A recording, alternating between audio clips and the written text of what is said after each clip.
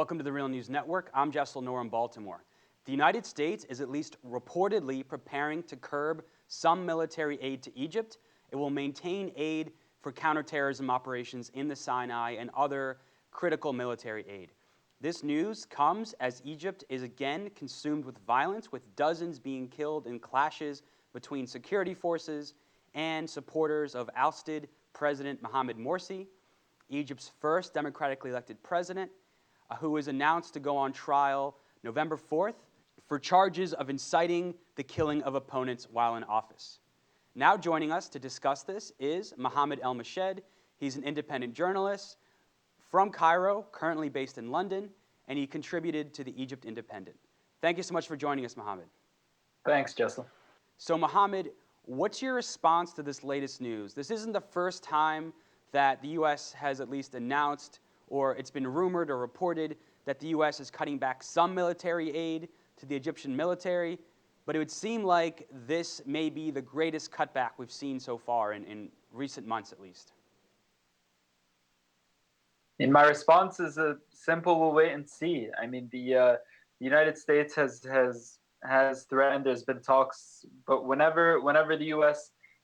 Discusses the situation in Egypt or discusses certain violations or what it views to be violations, certain atrocities, there's always a wait and see aspect. I think what's become clear more than anything is that the U.S. is not willing to lose Egypt in any case as a strategic ally in the region, and I think that if the U.S. does in fact decrease aid to the military, especially in any way, shape, or form, it would indicate a significant shift in the U.S.'s views regarding the power structure in the region.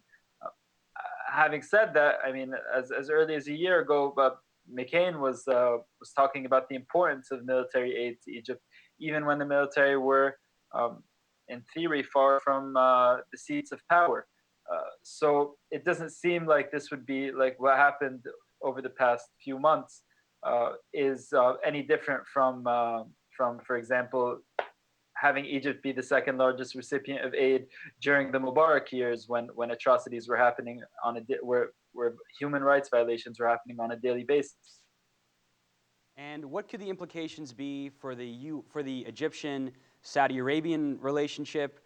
Saudi Arabia has already pledged $5 billion of aid to the new regime in Egypt, and they've said they'll make up any shortfalls in military aid that may result from a cutback in U.S. aid. Well, I mean, there's the simple symbolic implication that if Egypt is taking money from Saudi, then Egypt is no longer the main. I mean, it hasn't been the main broker in the region for a while, but accepting such a significant package from Saudi is an indication that perhaps the U.S. and Saudi have an agreement that Egypt would answer politically. I guess this shouldn't be said so explicitly, but to Saudi rather than along with the U.S. or admit to Saudi Arabia's role as one of the main powers in the region, if in fact what it's doing is filling the gap left by the U.S. I mean, Saudi has pledged, as you said, significant aid to Egypt already. We've yet to see whether this includes political implications, but I mean the symbolism's there, and if the U.S.'s relationship to Egypt is any indication, then yes, we can see a sort of shift in so-called patronage. And the role of Israel in this, the decades-old Egyptian-Israeli peace treaty, which was brokered by the U.S., is contingent on on that military aid to Egypt, and and Israeli officials reportedly have been involved in these talks, and they appear to be pushing back against the cutting of aid to the Egyptian regime.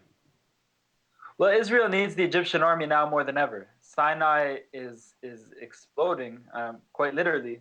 Today soldiers were killed. Soldiers and security personnel were killed. I think 9 in total was the figure I heard recently, and through a series of explosions, attacks over the past few weeks, and Israel needs Egypt to help it regulate the Rafah border crossing. Now with the military in power, Israel has someone it can trust, um, and Israel has someone who will cooperate, because the Egyptian military has stated, and the Egyptian state sources have stated that there is an issue, a security issue in Egypt from opening the Rafah border crossing. There was some talk about Egypt potentially engaging in attacks within Gaza, if it's proven that certain attacks in Sinai happened with the assistance of tunnel smuggling, smuggling of weapons, or terrorists. And finally, we touched upon the violence that's been continuing to sweep across Egypt. In the last week, dozens have been killed, both in the Sinai and places like Cairo. Is there any end in sight to this ongoing violence that's continuing? It's been continuing since the ouster of Mohamed Morsi and even before that.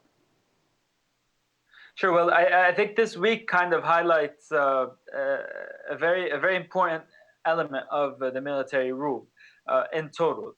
On one end, you have the military that is celebrated by a vast number of Egyptians as being responsible for maintaining peace, as being responsible for what is perceived in Egypt to be an absolute victory in the 1973 October 6th war with Israel, which indeed led to Israel leaving Sinai.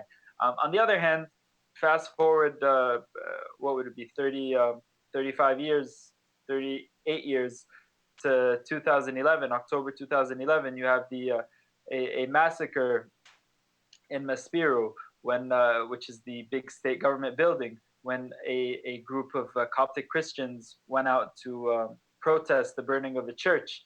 Back then, the military council was in charge. The military, Egypt's basically the head of the armed forces.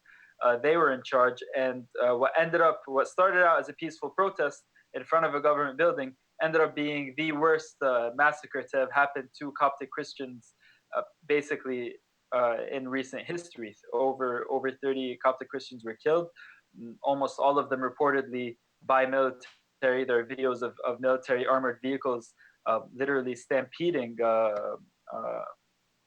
crowds of protesters.